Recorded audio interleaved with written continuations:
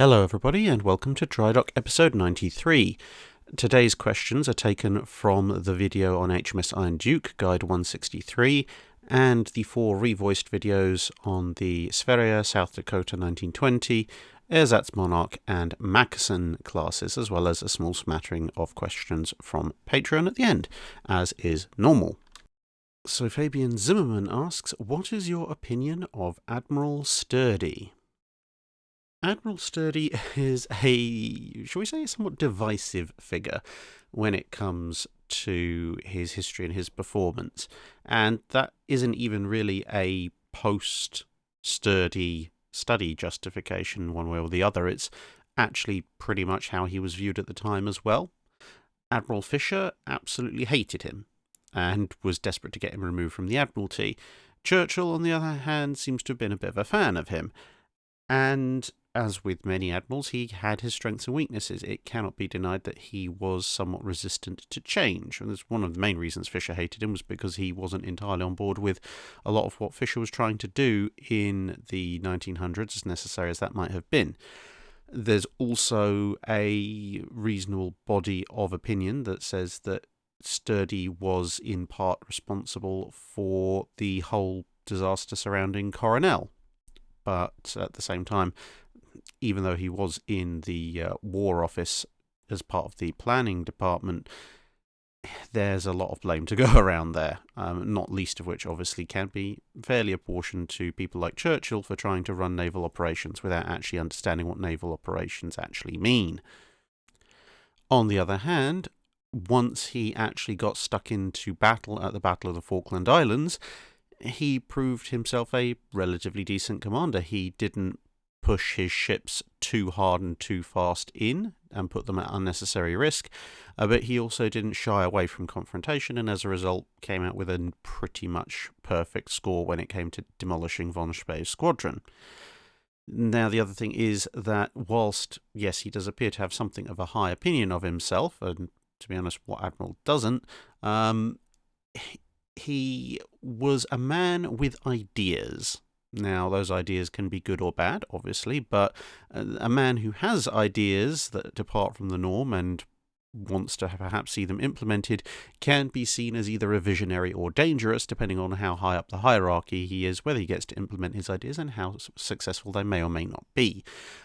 For example, at the Battle of Jutland, whilst he was in command of one of the battle squadrons, Jellicoe kept him as close as physically possible, because he was aware not only that Sturdee had some very radical ideas about how to use the Grand Fleet, but he was also fairly concerned that Sturdee might actually try to implement them, regardless of Jellicoe's wishes, if he was on one of the flanking battleship squadrons. So, trying to take all of this into account, I have come to the general opinion on Admiral Sturdee that in a lot of ways he's almost the inverse of Admiral Beatty.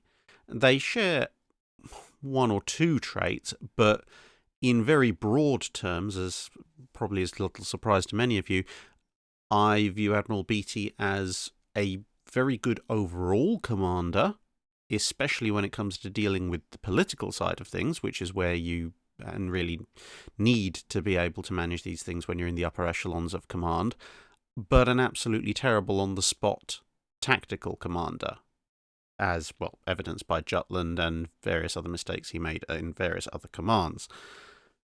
So, but unfortunately with Beatty, obviously he had to pass through those ranks to get to a position where he could put his actual talents to best use. Sturdee, on the other hand, appears to be a fairly decent squadron commander, and therefore possibly up to small fleet commander, but beyond that doesn't appear to have the kind of organizational political skills required to run large segments of or in the entire Navy. So, basically the inverse of Beatty. At which point I actually genuinely would have preferred him to be in charge of the battle cruiser fleet, because I think that's probably about the largest size of formation Sturdee would have been good at commanding. And to be honest, whatever else you might want to say about the man's character, if you compare how he handled his 2 battle cruisers and accompanying armoured and protected cruisers at the Falklands, compared to how Beatty handled his battle cruisers at Jutland, I don't think there's much of an argument that he would have done a better job. Andrea Marioni asks, in your opinion, assuming resources aren't a problem, how long would it have taken to build and commission an H-39 class battleship? And at least if the first 2 had been built, what names do you think they would have had? Well, if you look at the build times of the Scharnhorst class, which is sort of 3 to 3.5-ish years, give or take a few months, and then you look at the Bismarcks, well, Tirpitz is a little bit of an oddball because obviously some of what happened with completing Tirpitz was delayed by the war. Bismarck, on the other hand, wasn't particularly so much delayed by the war and seemed to take around about just under 4 years from keel laying to commissioning. So I think that's a pretty good metric to look at. And if you roughly scale with displacement, I mean, that's not an entirely accurate measure because there are some simplicities that come with scale, but roughly correlating and looking at the various keel to commission dates of other navies when you compare the various displacements of ships. Obviously, Germany's working a little bit slower than some, but I think a figure of around about, say, 4 to 4 years and 3 months probably isn't out of the question for an H-39. So given that they were scheduled to be laid down mid to late 1939, then you'd have been seeing them in probably late 43. I would imagine late 43, early 44, assuming that, as you say, there's resources aren't a problem. And, well, that pretty much means there isn't a war. So if World War II had broken out in sort of 1943, 44-ish, which seems to be what everybody was thinking at the time, then you probably would have just about been scraping the H-39s past their initial in-service trials. In terms of naming, it's a bit of an open goal, really. You can almost put any name you like in there because they never were officially named. There are, of course, references to what some people think they might have been named. There are references to what Hitler thought he might have wanted them to be named. And, I mean, the only thing you can probably rule out is something really big and fancy and important, which might sound a bit absurd for a battleship. But remember that one of the Deutschland class, well, the first one, for obvious reasons, it was called Deutschland, and Hitler changed it to Lutzow at the beginning of World War II because he didn't want a ship with the name Deutschland on it to be destroyed for the rather obvious morale effects, at which point, when you see people suggesting things like Große Deutschland for an H-39, there's no way that would have ever flown past Hitler without him putting a very, very firm stop to it. Now, you see, the problem is, by using Hipper, Scheer, and Tirpitz, they'd already pretty much used up the big names they had from World War I, and obviously Graf Spee as well. So they'd be a little bit stuck at that end of things. Personally, as speculation, I wouldn't necessarily have been too surprised to see a Hindenburg in there. And, well, for lack of any better idea, you might as well try and make the name Blücher stick for once. I mean, it's not worked the previous 2 times, but this particular vessel might be big enough and tough enough to survive more than a few months in active service. Sean O'Neill asks, why were battleships such as Iron Duke smaller than liners such as Titanic? As both were launched in 1912, but Titanic has about 20,000 tons extra displacement, and Iron Duke is significantly shorter. So just so you're aware of the size discrepancy, here's an Olympic-class liner, such as the Titanic, alongside something the size of USS Iowa. Pretty chunky, eh? And now here's an Iowa-class battleship, specifically the Wisconsin, next to, I believe this is the Oklahoma, which is, more typical of the period Titanic was actually built in. So that gives you some idea of the size discrepancy we're looking at. Now, quite why was this, because obviously it's entirely possible, as Titanic evidences, to build a ship the size of an Iowa in 1912. Well, effectively it comes down to two things, the primary one being cost. Battleships cost a fantastic amount of money, and so whilst there are obviously always temptations to build really big, it's not really economical to do so. One of the things actually that they discovered with both, well, not Titanic, because Titanic had sunk by then, but with a number of other large liners that were taken into service during the First World War, was that although on paper they looked excellent for use as auxiliary cruisers because they were big, they were fast, therefore they could mount in theory at least enough guns to see off protected cruisers and that kind of thing that you might expect to do commerce raiding, the machinery required for the high speed for vessels of that kind of size in that time period ate fuel like there was no tomorrow, and quite a number of them had to be returned to civilian service because the Navy just said, look, we cannot afford to keep running these things. They're eating up more fuel than a battle squadron. So, cost is one factor, but in terms of just running costs, but also just in terms of build costs, you can build a battleship that's 23,000 tons with all of its various complex technology for a fixed price. If you then try and upscale that to a battleship of 40 to 45,000 tons, well, you're suddenly going to get a lot fewer battleships for your money. And, in some ways, we're kind of looking at a miniature dichotomy of what the whole Tillman argument was, in that, yes, theoretically, technologically speaking, some of the Tillman designs were feasible, if not necessarily practical, but amongst many other reasons, neither Congress nor the US Navy actually wanted to build them. Congress because they would have cost an astronomical amount, and the US Navy because due to that they wouldn't have been able to be in multiple places at once, which is another factor. If you build a very, very few monstrous battleships, you better be prepared to take on your enemy in a place and time where they outnumber you. And that's not necessarily a place you want to be in if you can at all avoid it. So it's much better to operate a larger fleet of somewhat smaller battleships than it is to try and operate one or two mega battleships, especially in an environment where, to be perfectly honest, if you build a mega battleship and it's got, let's say you're using the maximum size gun at the time, so a 13.5 inch, you build your mega battleship with, say, 16, 18, 13.5 inch guns, you've created a ship that probably costs 3 to 4 times as much to build and run as a smaller ship with 10 13.5 inch guns.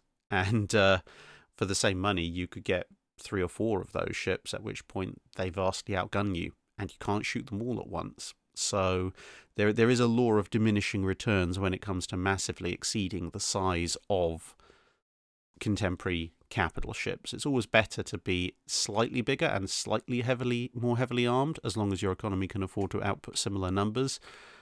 But there's a reason that the Japanese went for the Yamato class, and it wasn't because they were expecting a massive production run. Sir Garland Tyrrell asks, if Jutland, or whatever the decisive naval battle might have been called, had instead happened in another year of the war, how do you see it unfolding, its effect on the war and future actions, and what impact do you see this having on naval building and treaties? Well, for a 1918 version, there is, of course, my video on the hypothetical Battle of the Texel, which at some point I will be redoing with somewhat better graphics than my hilariously poor attempts at Microsoft Paint. But nevertheless, this kind of question is something that really, well, it would merit something like a Battle of the Texel video, so I can't answer it in full. But what I would briefly say regarding Jutland-esque kind of battle is that, ironically enough, the High Seas Fleet chance of winning the theoretical not Jutland pretty much scales with time during the war, which is to say that if the High Seas Fleet stood any chance of a full-out decisive victory at a major fleet engagement, their highest chance would have actually been in 1914. And then I think their chances just trend down during the war. And that's ignoring things like morale and so forth. In some ways, it's just tyranny of numbers, but also a lot of capability as well. Because if you look at, well, I say, just look at the Battle of Texel video to see what kind of forces the Royal Navy could have brought to bear against the High Seas Fleet in 1918. It's so one-sided, it's not even really funny at times. Although some of the specific incidents in that video are quite amusing, thanks to the random rolls of dice. But there you go. But in 1914, the situation actually favours the High Seas Fleet as much as it's ever going to. Both fleets have significant numbers of pre-dreadnoughts assigned to them, so the Grand Fleet's speed advantage that it has at the historic Battle of Jutland isn't there so much. The big, mean, heavy hitters that do a disproportionate amount of the damage at Jutland, namely the Queen Elizabeths, and to a certain extent some of the Revengers, are not present because they're not complete yet. Indeed, actually, even the Iron Dukes are only just filtering into the fleet. And the numbers balance overall, thanks in part to the lack of Queen Elizabeth's, one or two of the Iron Dukes, and the Revengers. Obviously, the Germans are short a few of their own ships as well, but still, the overall numbers balance is not quite as imbalanced as it was at Jutland or later. The battle cruisers, obviously Tiger isn't in service. Queen Mary as well is not quite there yet, fully up to spec. And that means a lot more invincible subtypes, which are quite vulnerable to pretty much any German battle cruiser. You've also got to account for a number of other factors, such as the seized battleships or compulsory purchase ships, such as HMS Erin, HMS Canada, HMS Agincourt. They're not fully in fleet service at the start of the war, obviously, for they're still trying to integrate them into the fleet, so the Royal Navy numbers advantage goes down still further, and similarly with a number of other lighter ships, various destroyers and cruisers and such like. And on top of all that, when you look at the specific situation in certain aspects of 1914-early 1915, some portions of the Grand Fleet that would be pretty vital are not present. So if there's ever an ideal time to strike, it's probably around the time that von Spee is getting the East Asia Squadron around the tip of South America. Because at that point, Sturdee has obviously had to take 2 Invincibles down south with him. There's also at least one floating around in the Mediterranean. Princess Royal is over in the Caribbean. So at that point, there's actually not a tremendous amount of battle cruisers in the UK. And that means that although obviously First Scouting Group isn't going to have ships like Der Flinger and Lutzow, the First Scouting Group's probably got a decent shot and a decent claim at being more powerful than the battle cruiser force at that point, which, scouting-wise, for a fleet action would be pretty vital. And as I say, the numbers advantage is about as close as it's ever going to get. So if there was ever going to be a Jutland that would end, well, not necessarily end in the Germans' favour, but has a much higher chance of ending in the Germans' favour, I would say they pretty much have to go right at the beginning of the war. But for various reasons, including who was in charge of the High Seas Fleet, the chances of that actually happening are pretty low. And a couple of people, different people in this particular section on Iron Duke asked similar questions. I'm just going to put them all together in one, which effectively is why or when did people stop talking about dreadnoughts, super-dreadnoughts, etc., and go back to battleship? Effectively, what was the battleship naming system timeline, and was there an official one? To a certain extent, the whole classification system's a little bit up in the air. I mean, there wasn't even a commonality, particularly, of agreement at the time. So in a lot of ways, it's this whole dreadnought, super dreadnought, etc. thing is very much like the whole fourth, fifth generation fighter debate these days, where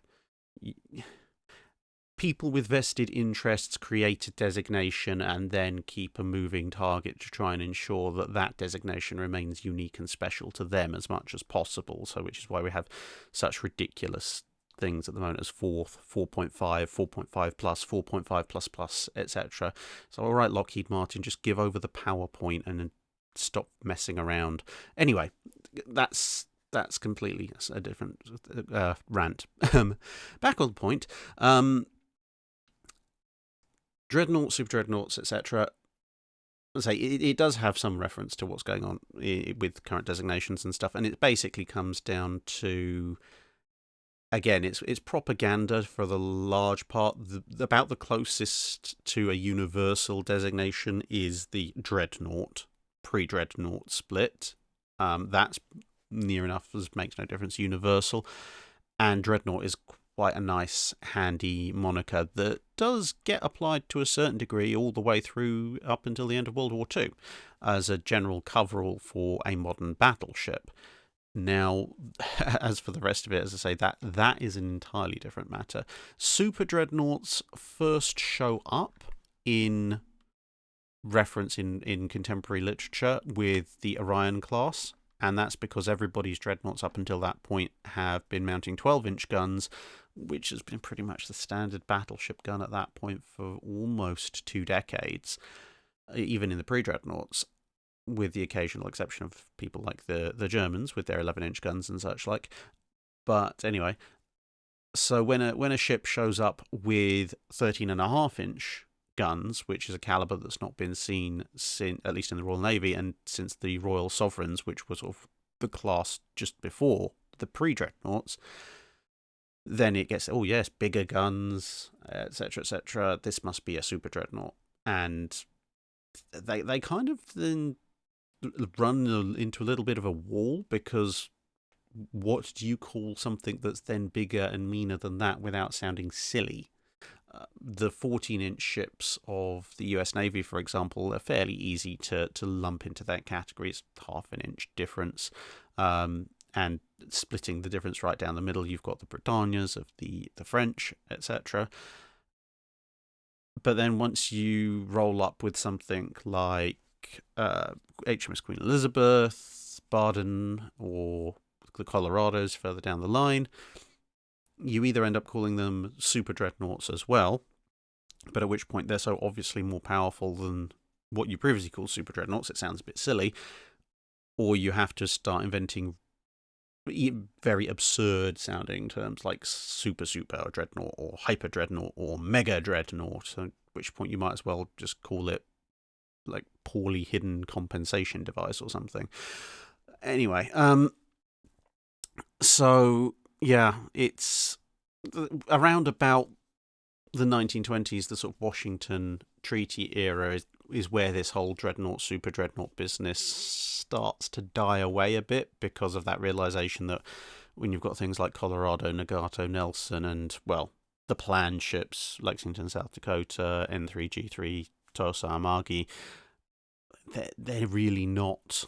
they're not classifiable under that system in any sensible way, and it just goes back to either being dreadnought or battleship. Plus, there's also some confusion at the time over what exactly you call things like Hood or the G3s, because they're fast, but they carry armour and armaments similar to a lot of contemporary battleships.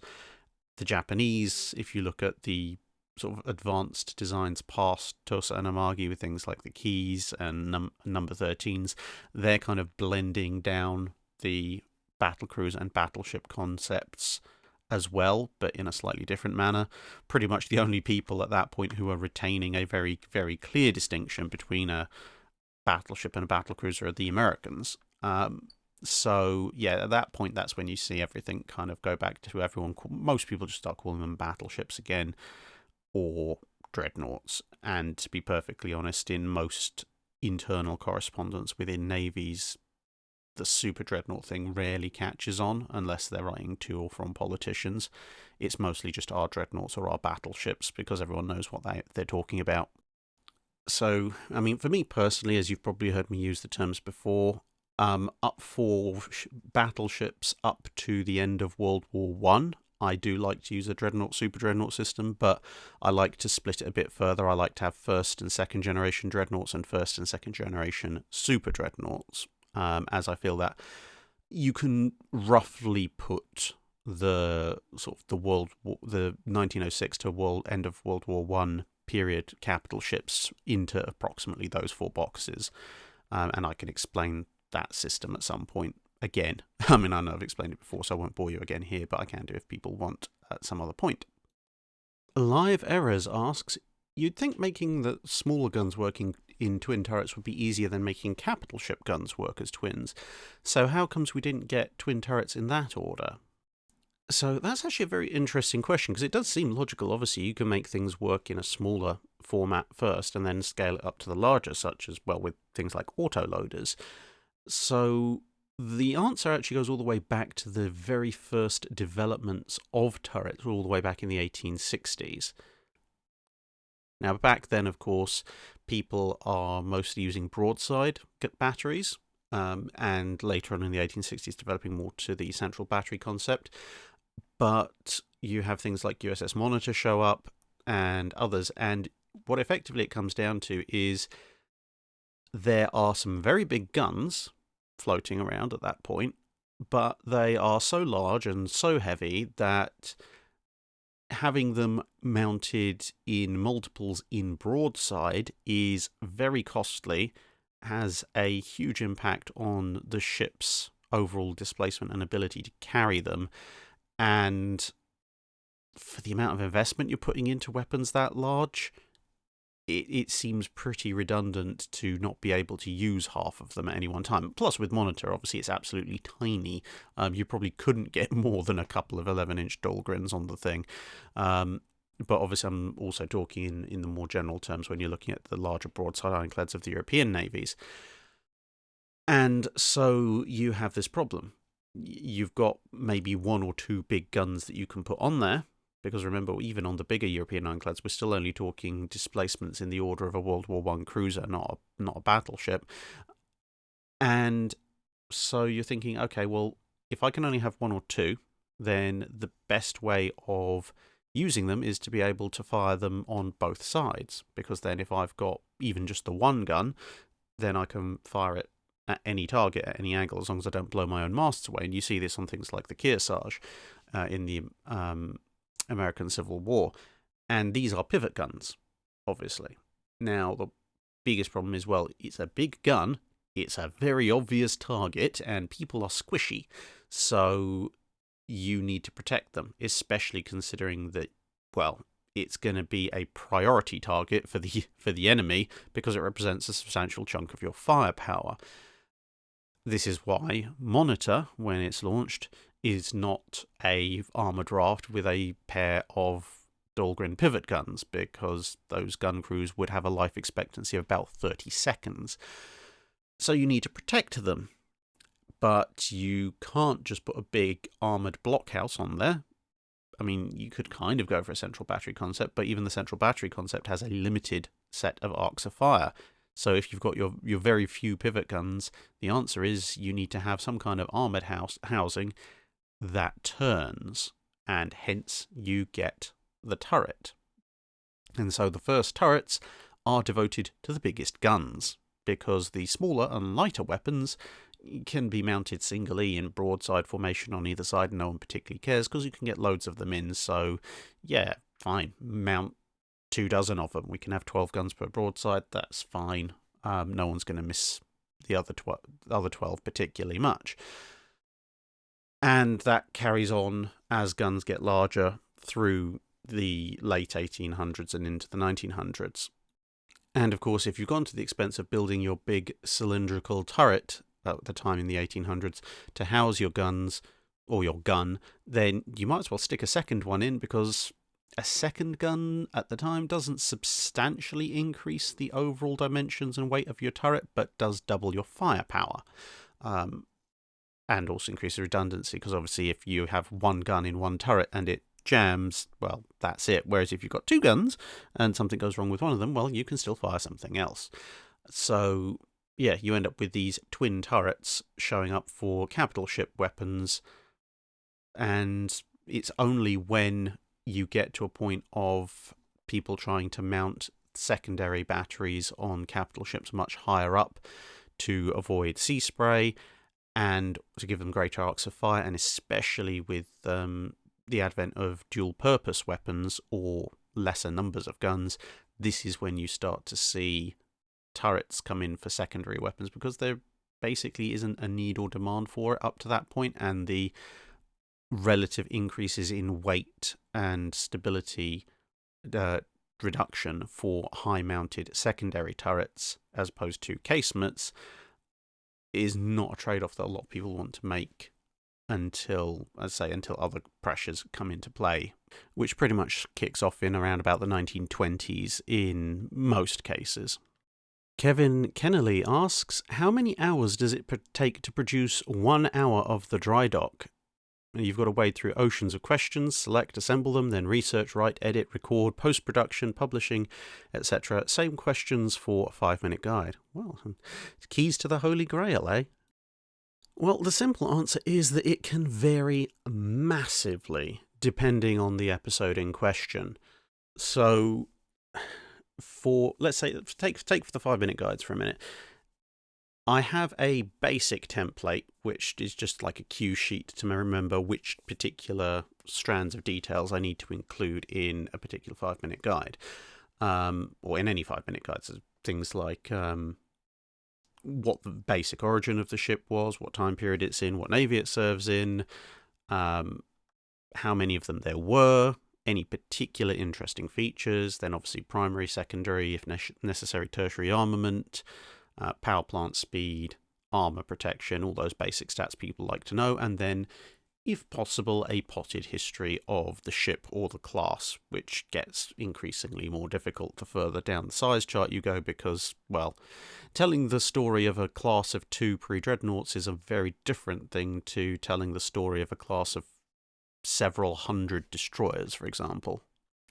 But with that format in mind, as I say, it depends very much on the ship. If it's a ship that I'm already quite familiar with, such as, say, well, obvious one, Warspite, the Fletcher class, Yamato, and so on and so forth, the sort of the more obvious stuff, that doesn't take too long to do, because I can pretty much write up the script for it all off of memory, which page and a quarter, page and a half of standard size text probably takes 20 minutes, half an hour. I say this is the very low end, assuming that I'm working off of memory. Now that's just the first draft. Now once I've got that first draft, then comes the checking of all that stuff to make sure that I have remembered things correctly. And again, with the more common ships, that's relatively easy, because there's lots of books that cover those kind of basic details that you'll get in the 5-minute guides. And so pulling half a dozen books off the shelf, double checking that, yes, in fact, this is the armor thickness, this is the gun caliber, this incident did or didn't happen, etc. For a common ship, and an easy to remember ship, that process might take another half hour or so. I'm a very good speed reader, and to be perfectly honest, with half of these books, I've read through them so many times, I know pretty much from memory where all the where the relevant entries roughly are. Then I've got to record it. So recording a 5-minute guide, 10-15 minutes if I'm lucky. If I'm really, really lucky, I'll be able to do the whole thing through in one sitting. Inevitably, there'll be things like I forgot to put my phone on silent, the doorbell goes, the police helicopter flies over, something gets dropped, I flub a line and go off on a miniature rant at myself, or whatever. So probably about, I'd say, 15 minutes or so to actually record a 5-minute guide is reasonable. Now, of course, if it's a ship that or class that has a lot of detail to it, but I'm not familiar with, and there's a fair amount of research to do, that changes things entirely. Or if it's a really obscure ship. If it's a really obscure ship, to be honest, the actual writing process is easier, because if there's very little written about it, it can sometimes be a bit of a struggle to fill in those basic details, and stretch the thing to 5 minutes. So the actual writing process might not be too hard, but the hard part is actually finding the information. So sometimes I will be looking around and go, I have possibly either never heard of or not particularly ever looked into this class of ship before, so I have to find out some basic details on it, if there's any sources published on it, if I have those sources. So I think something like Conway's All the World's Fighting Ships usually has something hidden away on most ships, but on semi-regular occasions I have to go, right, I don't actually have anything in print for this, and then I have to look up, does a source on it exist at all, and if so, does it exist in ebook format? If it exists in ebook format, then I can just buy it in ebook format and start reading.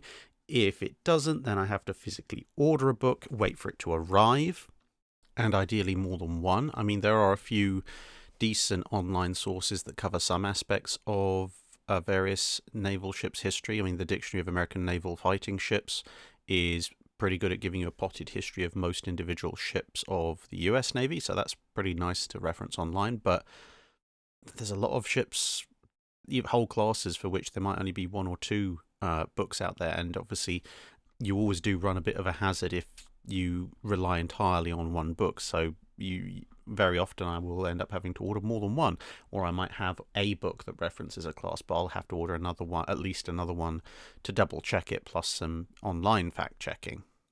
As I say, fortunately, I am something of a speed reader, and I have a mostly functioning eidetic memory, so that tends to help somewhat with the whole research side of things. But when it comes to the more obscure ships as well, this is where, and I've said this before in other Drydock questions and such, like, this is where actually Wikipedia can be of help. Not that you should just crib directly from Wikipedia, but when a Wikipedia article is relatively well sourced, it's very useful to scroll down to the bottom and look at the references, because just typing in an obscure ship name might not come up with a particular book or resource on it immediately. But if there's a wiki page on it, then someone's probably found a source. You just go to the reference pages, right, okay, now I can look up these books and see how these books check out directly, and see if there are any decent ones available, and then obviously go through the ordering process and read those. And now, of course, the one slight side risk of that is that if somebody's used a couple of niche resources or niche articles on a particular subject that doesn't get written about too much, and they've used that as the basis of their wiki article in large part, and you order those same sources and you look through those, and especially within the scope of a 5-minute guide, you are looking for the basic details, then the guide and the wiki article can end up sounding very similar, because you're effectively using exactly the same source material, near enough, obviously not exactly, and you can end up, and there's only so many ways of saying this ship had so many guns and such armor and such speed. And when relatively little is known about what it actually did, there's also like, if what it did was it took part in this one battle and then it went around and it had some maintenance issues and then it got scrapped. Again, there's only so many ways you can say that. History is history. It would be like accusing every documentary on the Battle of Trafalgar of cripping off the wiki articles. Like, the Battle of Trafalgar happened. There's only so many ways you can tell it. Albeit it's a fairly big and complex battle, so you probably can tell it more ways than just recounting the history of one ship, but never mind. So I'd say for writing an episode of the Drydock, the longest it's taken me to actually get to finished script stage, not counting time waiting for books to arrive, has probably been about 6 to 8 hours. Probably about an hour of that has been script writing and recording, and 6 to 7 hours of reading, and and such like. I don't tend to count search time for resources into that. Publishing the 5-minute guide with my current PC setup, it takes about half an hour to 45 minutes to render at 1080p. So yeah, that's about as long as it takes to to render the video. Uploading it, adding the titles, etc. on YouTube is probably about a 10 to 15 minute process. And so then the middle bit, obviously the post-production about the photos and stuff, again, it depends on the ship. Making sure, I mean, as you might imagine, over the years, I just have this ridiculously deep archive of photos. I think at one point I even had a little web crawler set up years ago that used to just crawl and try and pick up photos of various common ships and so forth. But yeah, finding photos and images to use is a bit of a moving target. In some cases, I might have pretty much everything I need in my files already, which can raise some interesting issues because a lot of those photos were kind of stuff that I was like, oh, that looks nice. I'll grab that for future reference. Way back before I even thought about starting the channel. So yeah, when you're looking at that, you can sometimes think, where on earth did I get that? And you look at the file creation date, and it's like 2004. And it's like, I have no idea. But there, yeah. So again, a moving target. Finding photos for a really common ship might take 15-20 minutes, and I might already have them. Finding photos for an obscure vessel, enough for a 5-minute guide, might take hours. So I'd say probably absolute shortest if I know exactly what I'm going on about already. I have to just do basic checking and digging up photos from my archive. Probably 3 to 4 hours end to end, and on average, probably you're talking more like 8 to 12 hours for a 5-minute guide, scattered over a couple of weeks. And then if you're talking a really obscure ship, maybe more than that. The Drydock is basically all of those issues exploded up to an hour. Yeah. So the only saving grace of the Drydock is I can usually get away with using a single picture per question, and I can also, to a certain extent, almost ignore the time on production, because some of the Drydocks, I mean, an hour of Drydock probably takes 3-4 hours to render. The monster Patreon Drydocks render overnight, so with most of the Drydocks I usually just leave them rendering overnight, so I don't really count that production time. Publishing's the same. So yeah, the shortest it's ever taken me to do a Drydock, oh boy, I think the shortest ever Drydock in terms of the standardized 1 hour ones probably took 6 to 7 hours, because a lot of the questions I knew the answers to, and it was pretty easy to check. The longest 1 hour Drydock, I think I probably spent about between an hour and 3 hours an evening for about 2.5 weeks recording, and I was very, very nearly didn't get to finishing that because there were so many odds and ends for me to research. The Patreon Drydock just don't even go there. But the 5 hour ones, I tend to start them about a week into the month, and I usually end up rendering them on like maybe the Wednesday before they go up. I don't want to think about how much time I've sunk into those. And to be honest, this has probably been an incredibly long Drydock answer that most of you are probably not actually that interested in, so I do apologise, but that is what the timestamps are there for. And so on to a few Patreon questions. Random Guy asks, you often say Bismarck is an inefficient design. What mistakes did the Germans make? If I went on, this could be a Drydock episode all of its own, and to be perfectly honest, a full evaluation of Bismarck's strengths and weaknesses is in fact a script I'm working on for a Wednesday video, so I'm not going to go on at extreme length here, but in short, the major weaknesses of the Bismarck come down to its secondary battery, its armour scheme, and its dimensions. So, quite big ones there. There's a lot of smaller ones, but those are the three that I'd identify as the single biggest failings.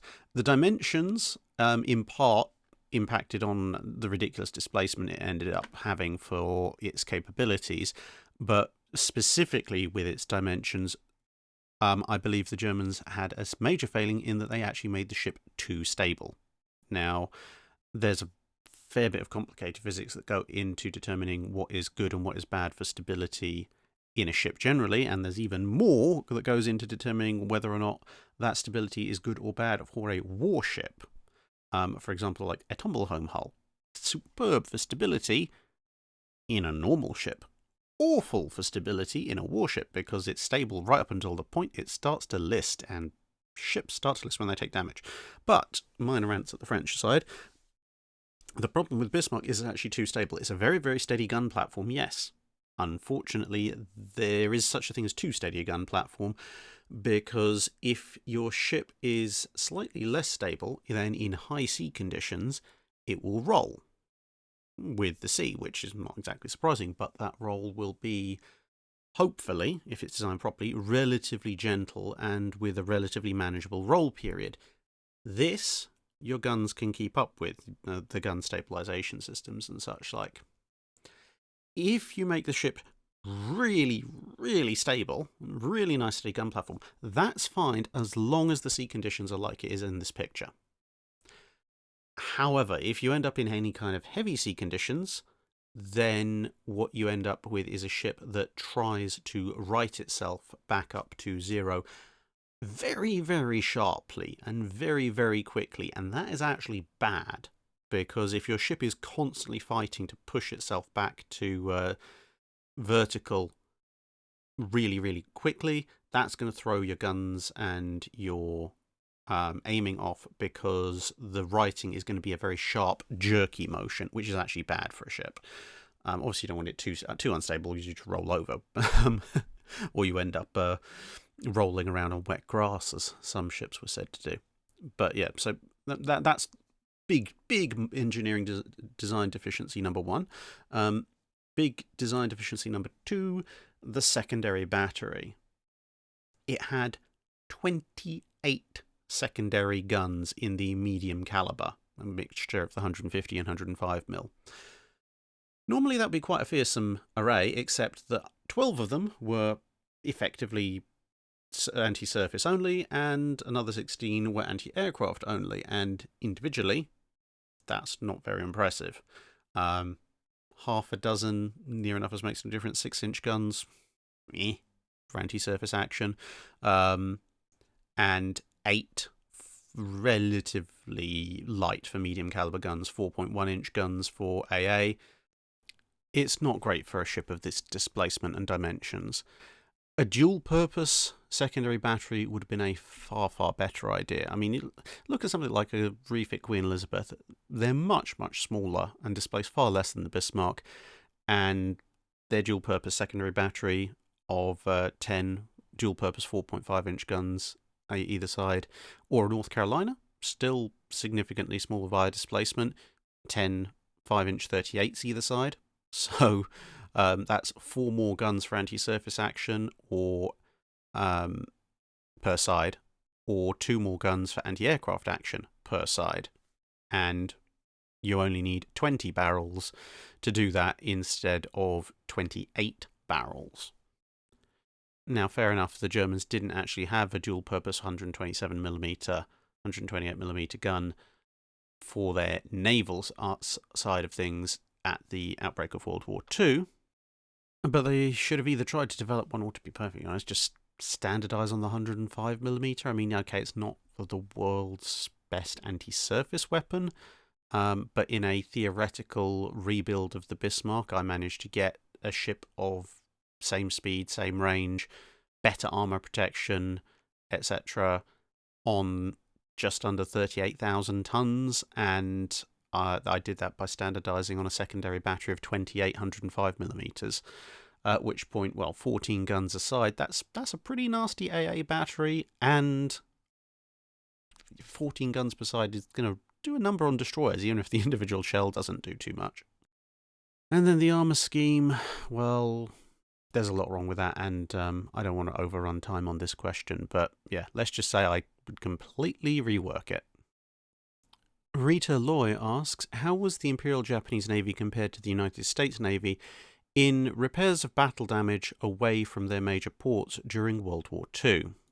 To be honest, both navies had pretty much the same policy, as in common with pretty much all navies actually, which was if you take any kind of substantial damage, you need to get back to a major port for repairs, because ships just do not have the facilities to do much more than patch major damage, or even what you might call medium damage, for any particular length of time. You might be able to make it good enough that the ship can get to a port, maybe for further patch-up work to get back to a major port, but you're not going to be repairing major things, while you're out and about with any great degree of success.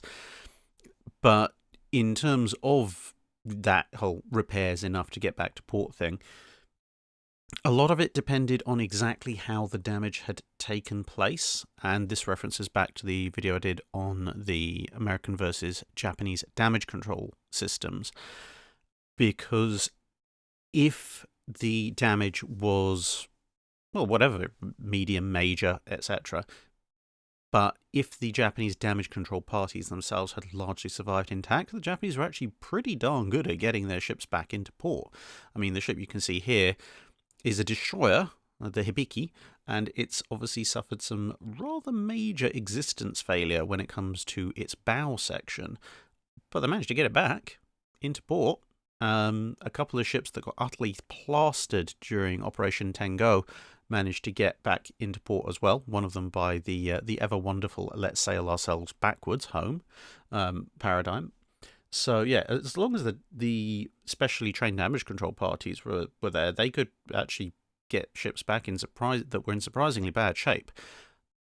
Now, obviously, this does have the downside of, if the damage has also taken out those damage control parties, then you might as well start heading for the lifeboats, because no one else really is going to be able to solve major problems enough to get your ship home again.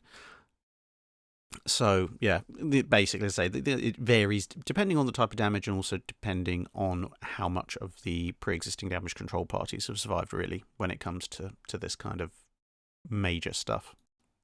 Vinve asks, was the Santísima Trinidad actually useful for the Spanish Navy during the Napoleonic Wars, or was the whole idea of a four-decker unworkable?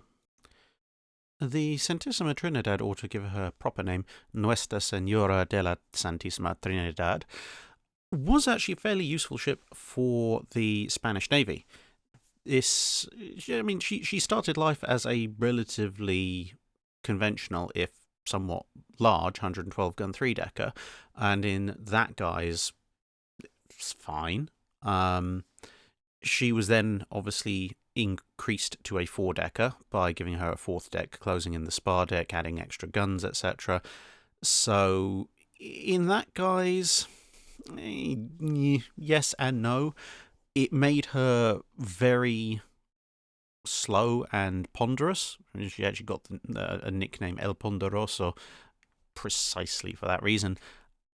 And to be perfectly honest, because it was a conversion, the upper gun deck was not exactly equipped with the world's heaviest guns. So I would say overall, it's relatively questionable whether that was a particularly good idea, as opposed to just leaving her as a 112-gun ship. On the other hand, she did take a heck of a battering. The two big battles that she actually fought in, fair enough, she struck her colours in both, and was only not captured in the first one because she was saved by other Spanish ships, but at Battle of Cape St. Vincent and the Battle of Trafalgar, she was attacked by many ships. At Cape St. Vincent, you're talking about 6 or 7 different Royal Navy ships of the line having a go at her before she eventually strikes her colours, and then A couple of other Spanish ships show up, as I say, to rescue her. And at Trafalgar, basically everybody who's passing by in Nelson's column takes a few pot shots at her, and a couple of others also decide to engage in some protracted gunnery duels. And as a kind of almost a throwback to the old high-sided Spanish galleons being floating fortresses, she takes a heck of a lot of punishment before she has to give up. So I suppose in that way, as a fire magnet, she does a pretty good job, but she may have been able to do an almost equally good job as a 112 gunner. The main thing I would say probably with that fourth full deck is it makes boarding very difficult, because obviously it's going to be a deck higher than you at least. As far as four-deckers being unworkable, there are only actually 3 four-decker ships of the line actually constructed. Obviously, Santísima Trinidad, the USS Pennsylvania, and the Valmy of the Marine Nationale. Whether or not HMS Duke of Kent is a contemporary design to 1809 as claimed, or whether it was designed later on, is a matter of debate, but there seems to have been some plans for the British to build a four-decker at some point that never really came to anything, so that remains unbuilt. But of the 3 four-deckers that were built, each of them did have issues. Of those 3, the Pennsylvania was probably the best. As I say, Santísima Trinidad had various issues associated with being a conversion and not being designed for it in the first place.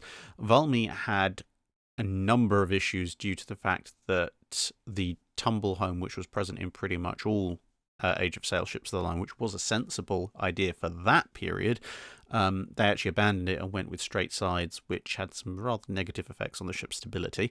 So yeah, that basically means Pennsylvania wins by default, even though it was not free of issues of its own by any means. Overall, I would say that the four-decker is workable for an Age of Sail warship, but I don't think it was workable with a Nelsonian-era naval technology. I think if you tried to build a four-decker in the 1820s, 1830s onwards with the sort of full cross-bracing, etc. methods that had been introduced by then, you probably could make a fairly decent go at a major four-decks wooden warship, but even then you'd be pushing it. I think it's pretty much the limit for Age of Sail warship design. Nick Boy 302 asks, what sort of training establishments and processes would the Royal Navy Age of Sail sailors and ratings go through? For the bulk of the Age of Sail, if you're talking about regular sailors and ratings, the answer is basically none. Even the Naval College in Dartmouth wasn't established until well into the 1800s. There were standards of education and expected levels of competence and skills for officers going up through various ranks, but for the regular rank and file, it was basically learn on the job. There's a reason why there were several different ratings for your regular crewmen all the way up to able seamen, which was obviously someone who knew what they were doing, and a few additional ranks beyond that. But yeah, generally, I mean, you look at Nelson, for example. We covered him recently. Literally, his introduction to the Navy was, "Hi, I'm on the deck of your ship. I'm part of your crew now." No prior training required, really. It was very much a learn on the job thing. I mean, the fact that you could join the Navy at like age 12 was somewhat helpful in that, I suppose. So you could start off, if you're on the lower decks, start off as a powder monkey, and it's basically learn on the job. If you joined a bit later and you didn't have the necessary skills, again, it would be a case of learning on the job from other people. There wasn't anything like a formal training establishment. You would sign on. If you had pre-existing skills, then you got more pay and you were highly sought after by the Navy. But if you didn't have any skills and just needed warm bodies, then it would be, well, you're in the Navy now, congratulations, hold on to your hat and hope you learn something useful before a cannonball takes you. This is one of the reasons why drill and training aboard ship was such an important factor in the Age of Sail, and why you could have radically different performance levels in different ships, even on the same station, depending on when the crew had been brought on board and just how much of a stickler the captain was for training. Looking at the War of 1812, for example, you look at something like HMS Java versus HMS Shannon. Two frigates, roughly the same size, roughly the same firepower, different captains, crews have been on board for different amounts of time, vastly different performance. And now the lockdown special extra questions. Artyom Askron wants to know, what if the Italian Navy got the Francesco Caracciolo class dreadnoughts instead of refitting their older ships? So Italy having these ships would require them to obviously have a lot more money than they had originally to start with, and even then, assuming they have some kind of cash bonus, almost certainly they'd have to scrap the preceding ships, Dante Alighieri, the Giulio Cesare, Conte de Cavour, etc. So, yeah, this would basically form their post-war fleet, a core of probably 4 battleships. Now, that said, if they did indeed possess them, they'd actually be pretty well off. As planned, they were supposed to be 28 knots, so that puts them comfortably within the speed range of the treaty-era fast battleships. They've got 8 15-inch guns, which is by no means feat. It's a respectable armament, certainly. And the only thing you can really hold against them is the belt armour. Around 12 inches is a little bit lackluster for a dreadnought of that period. So they would still need refitting. I mean, they need refitting, modernisation, rebuild, etc. in the 1930s anyway, but they'd need a lot less of it than the Italian battleships historically did. So they might even be able to get all 4 of them done in time for World War II. What I would do in that case, you want to maintain engine power and speed. You probably want a bit more armour and redo the armour scheme slightly to a bit more of an all or nothing arrangement. So what I'd probably do then is, during their refit rebuild, completely replace the engines with brand new units to allow you to maintain your 28 knot top speed. If possible, up the belt armour, but to be fair, manufacturing so much brand new belt armour might be a little bit too much of an ask, so I'd say at least rationalise it, reduce the outer coverage areas, and just intensify the citadel areas. I mean, to be honest, a bit of additional deck armour's not going to go amiss, and yeah, I mean, layering armour's not great, but if you can slap another couple of inches over, then great. If you can manufacture new armour plate, fantastic, but I wouldn't hold my breath on that too much. But a bit more armouring would be good. Obviously, new fire control and such, and add some anti-aircraft guns in. So, yeah, you'd probably be looking at a kind of a, not obviously exactly like, but similar to a Warspite or Queen Elizabeth style rebuild or refit. And at that point, that would actually serve the Italians remarkably well going into the Second World War, because they would have a fleet of capital ships with a minimum top speed of 28 knots, assuming they don't go all Japanese on us and keep the, like with the Congos, keep the armour scheme and just ramp the power up to push them up to keep up with the Littorios, which, to be honest, I can kind of see the Italians doing. That actually gives the Italians quite the advantage, as I say, because then they're faster than anything that the British have in the Mediterranean in terms of battle line, which gives them quite a decisive potential advantage if they choose to exploit it. If they do go full Congo in order to do that, the armour protection might let them down a little bit if they do get hit, but hey, to be honest, they took out the modified World War I dreadnoughts and mostly got away with it, so might not be quite the hazard that I initially think of.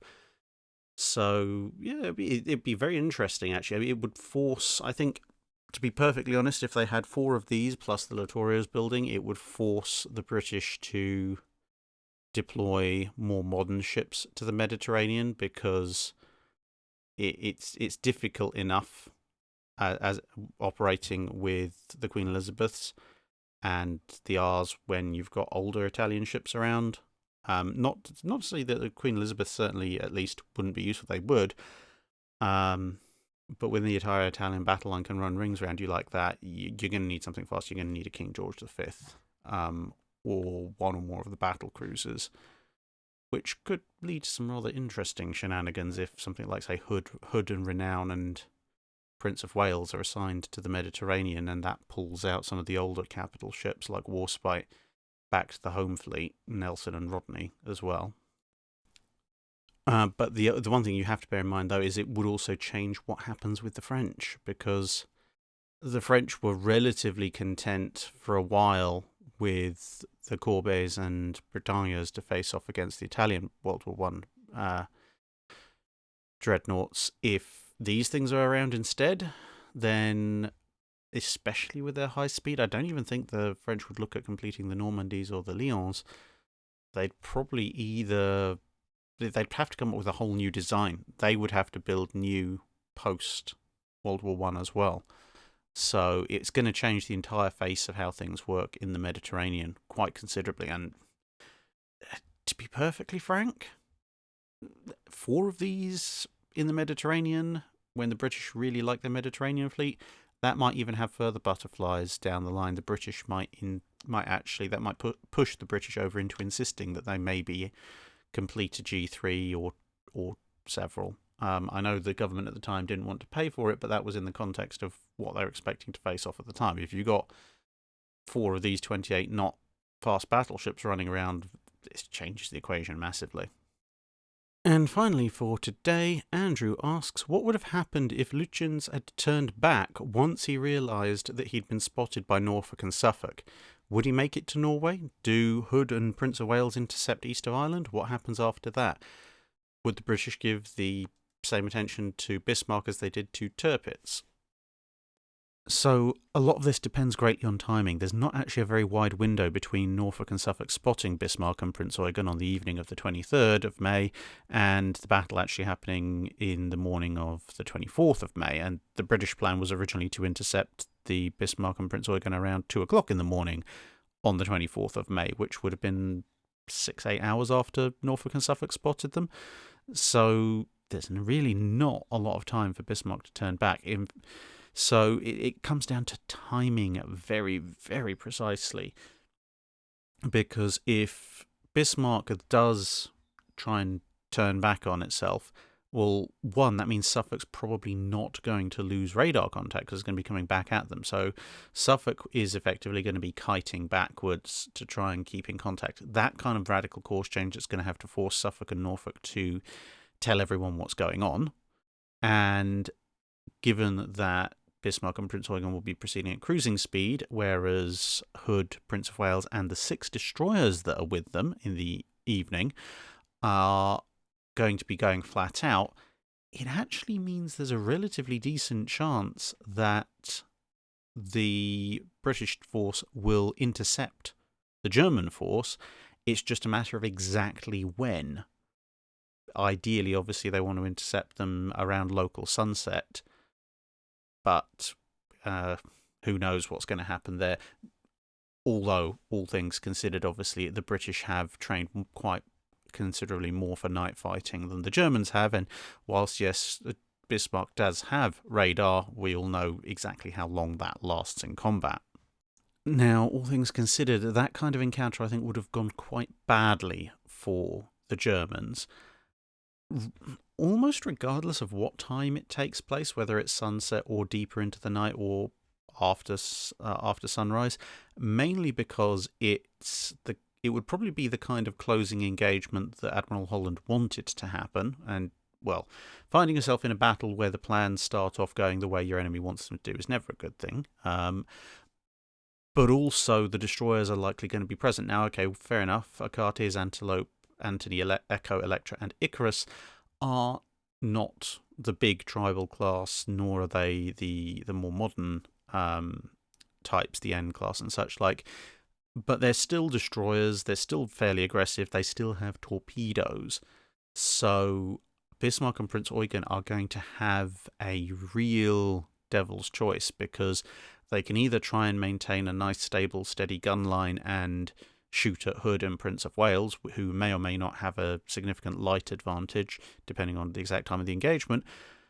But if they do that, they're rendering themselves incredibly vulnerable to being torpedoed, or they can break and try and engage and avoid the destroyers, which may or may not work, And even if it does, then it's going to divert their attention from shooting at Prince of Wales and Hood, who then have open season on the German ships.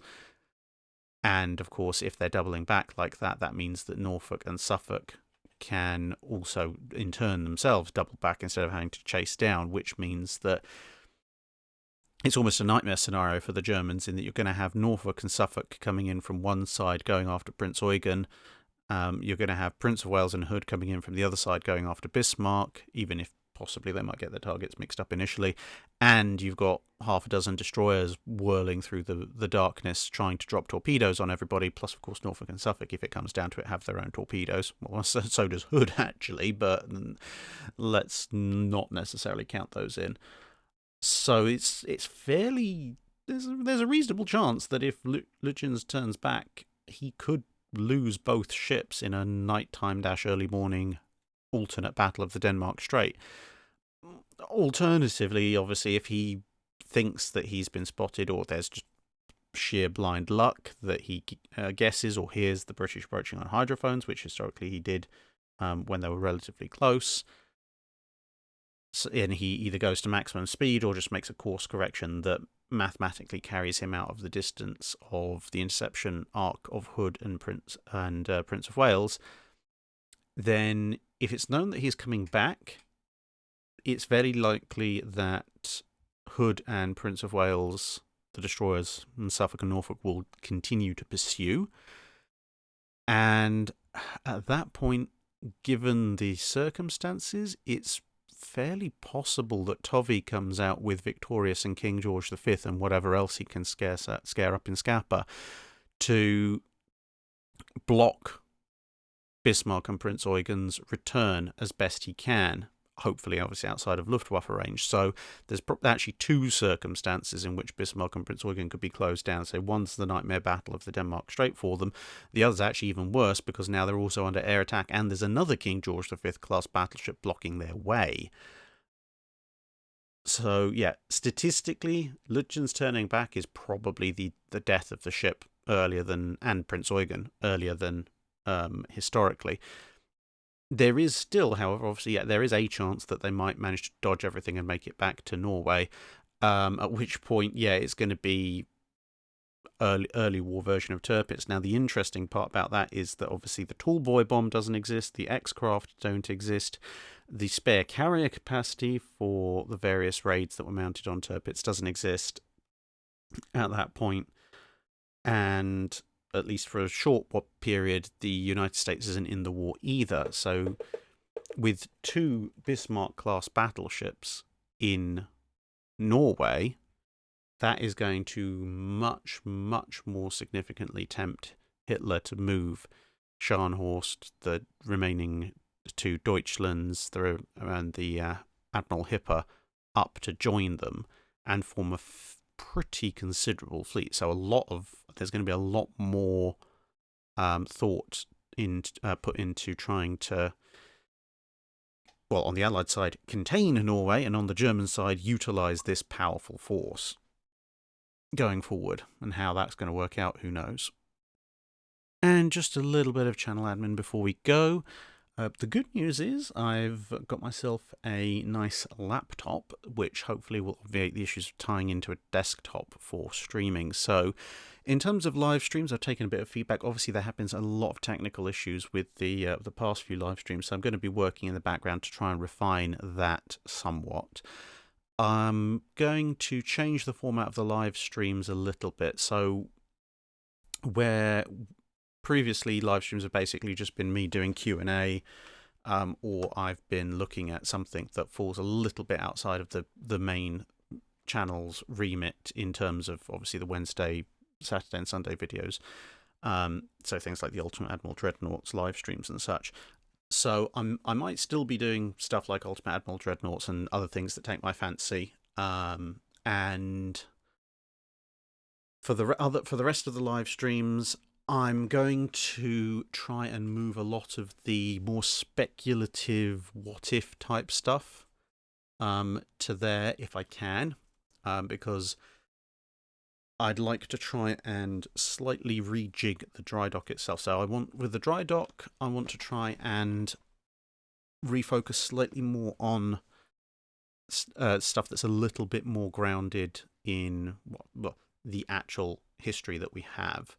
So questions relating to people, ships, tactics, events, etc., that actually happened in real life, and what I term first order alternate histories, like the question on the Francesco Caricolio. Oh, I've got it wrong again. Never mind. Ships. That's that kind of thing. As opposed to the whole, how would you completely rejig the X fleet kind of stuff. So basically, when I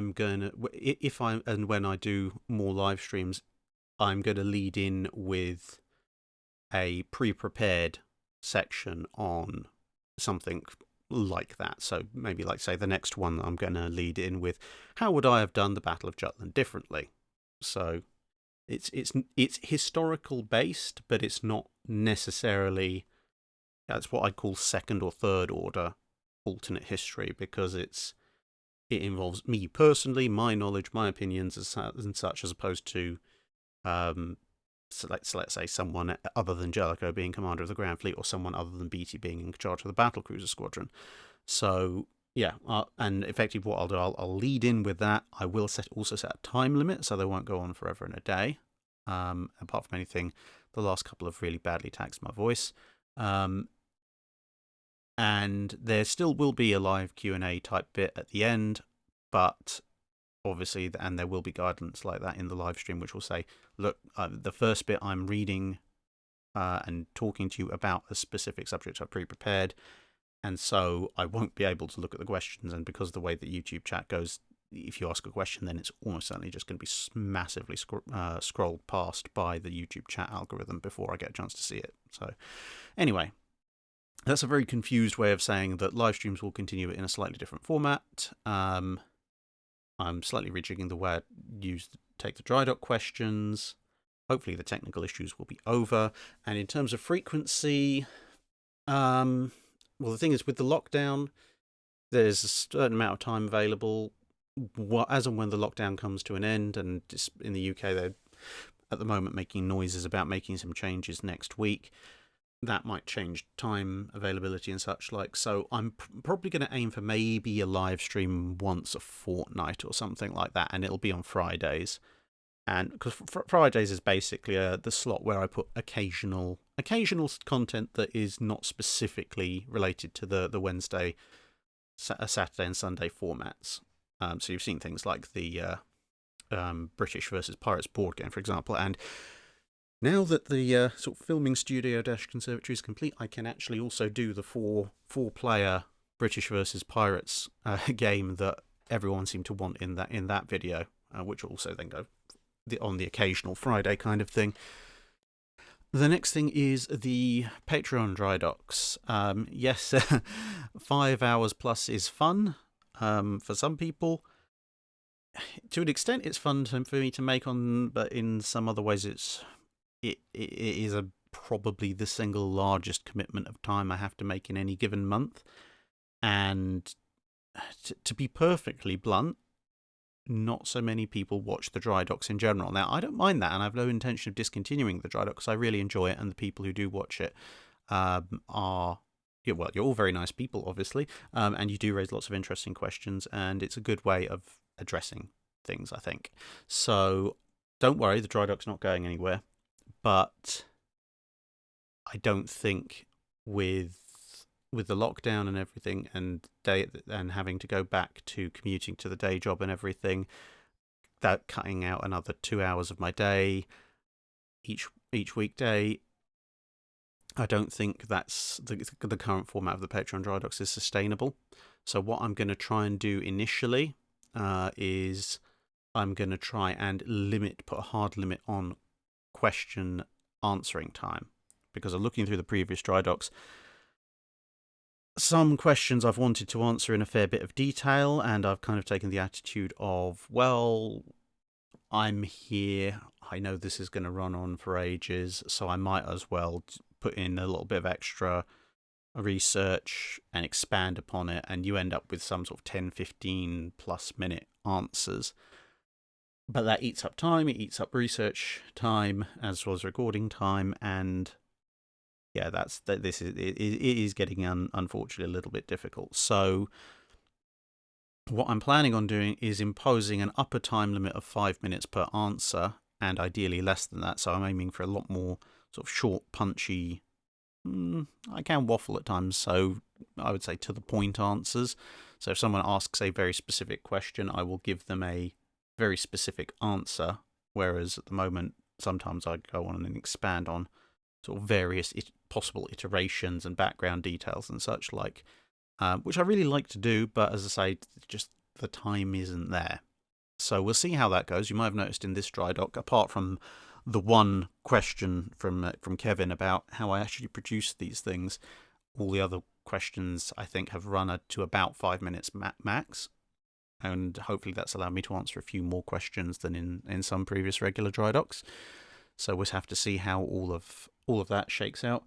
I'm going to apply this across this month's set of Drydocks. So the regular Drydocks that you're listening to now, as I say, maximum, and the Patreon one, maximum 5 minutes, 5 minute long answers, possibly less.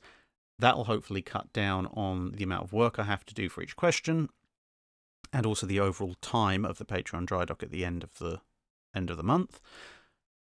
And we'll see if that works. If it works and people are happy with it, then great, we'll continue with that. If it doesn't work for whatever reason, if it ends up being just as long, or if people feel that it's not allowing me to answer some questions in sufficient detail, and bear in mind when it comes to these kind of things, even with 5 minute guides and stuff, there's no way you can cover everything. Even the Wednesday specials, there's no way you can cover everything. You can give a decent pocket history of things, but as I say, for almost every video that I produce, there's the script that I record, and there's another script that's about 5 to 10 times longer that I can't record because it would take forever and a day.